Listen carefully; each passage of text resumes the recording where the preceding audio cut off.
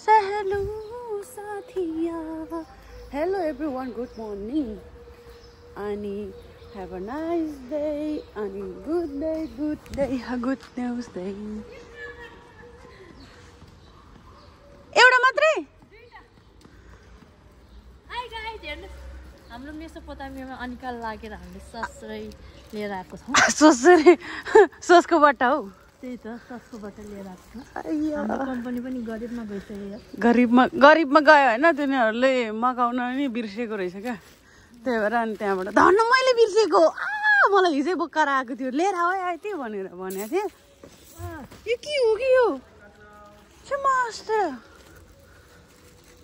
कस्तो बाटोमै राखेको, तपाईलाई उयो राखेको रहेछ, के भन्छ केही चिजहरुलाई के हो राख्छ नि मार्नलाई। हो त्यो राखेको रहेछ कि। मलाई पासो राखेको कुनैले राखेको त्यसलाई। आज जुनकिरी दिदी काममा जाँदैछ भनेर के हो अनि दिनदिनै नयाँ नयाँ ज्याकेट लाउँछ। ज्याकेट लिएर आएछ कि हो अनि रोमानीमा आउँदा तसँग पैसा हामीसँग पैसा हुने मान्छेहरू किन्छ त फेरि किन्छ। किन हैन, यो लागो के चेन्ज गरेको मात्रै हो कि पहिल्यै थियो कि तपाईसँग? अनि पातलो भयो नि त, अब गर्मी महिना लाग्यो नि त यतिखेर।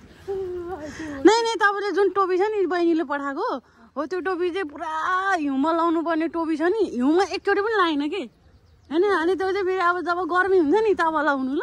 अब त्यो यत्रो छैन, त्यो पनि गर्मीमा लाउनु। अय्या लास्ट त्यो हँसाउने दिदीले।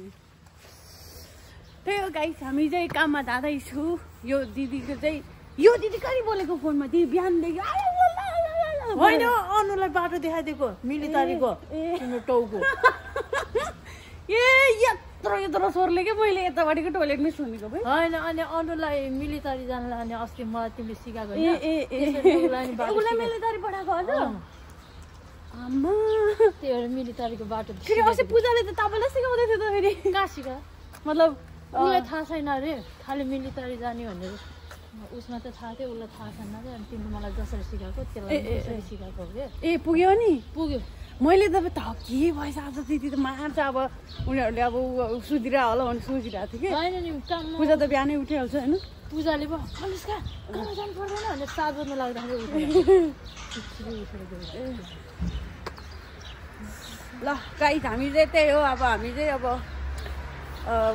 मेट्रोमा अब पुगिन्छ बिस्तारै, हिँडेर जाँदा पुग्छ होइन। अनि हाम्रो दिन चाहिँ यस्तै हो, आयो गयो यही बाटो 2 वर्ष भइसक्यो यो बाटो हिँडेको होइन।